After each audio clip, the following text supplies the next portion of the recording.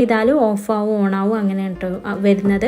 പിന്നെ ഇതെന്ന് പറഞ്ഞാൽ ചാർജർ നമുക്ക് ഒരു അഡാപ്റ്ററായിട്ട് കണക്ട് ചെയ്താൽ മതി.